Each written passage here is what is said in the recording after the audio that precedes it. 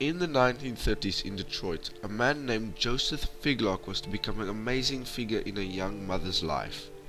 As Figlock was walking down the street, the mother's baby fell from a high window onto Figlock. The baby's fall was broken and Figlock and the baby were unharmed. A year later, the self-same baby fell from the self-same window again, falling onto Mr. Figlock as he was passing beneath. Once again, both of them survived the event. South African astronomer Daniel du Toit was giving a lecture about death at one of the famous universities of South Africa. At the end of the lecture, he concluded that death can strike at any time. Afterwards, he sat down and popped a peppermint in his mouth and unfortunately choked to death on that piece of candy. American author Morgan Robertson wrote a book about a large unsinkable ocean liner ship owned by the British. This ship was about 800 feet long and it sank just after hitting an iceberg in the North Atlantic, about 400 miles from Newfoundland at 22.5 knots. But wait, we already know this story, the Titanic, right? Well, actually, the Titanic sank 14 years after this book was published in 1912.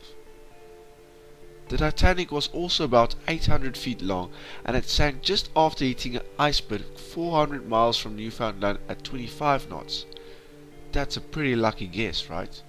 And the most creepy part, the ship in the book's name is the Titan, and in both cases there weren't enough lifeboats for all the passengers. In 1975, a man was killed from a taxi seat in the Bermuda Island while riding a motorcycle. A year later, another person died in the same place and in the same way while riding the same motorcycle.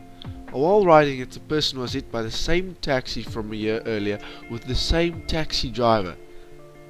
If you wonder how could it be the same motorcycle, well, it's because the two people who died 1 year apart and died in the same way, they were brothers.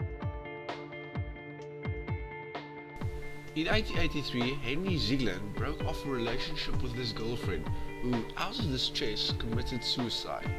The girl's engaged brother hunted down Ziegler and shot him. Believing he had killed Ziegler, the brother then took his own life. In fact, however, Ziegler had not been killed. The bullet had only grazed his face, lodging into a tree. It was a narrow escape. Years later, Ziegler decided to cut down that same tree, which still had the bullet in it. The huge tree seemed so formidable that he decided to blow it up with dynamite. The explosion of the dynamite propelled the bullet into Ziegler's head, killing him instantly. Thanks guys for watching another one of my videos. Don't forget to like and subscribe for more. See you in the next one.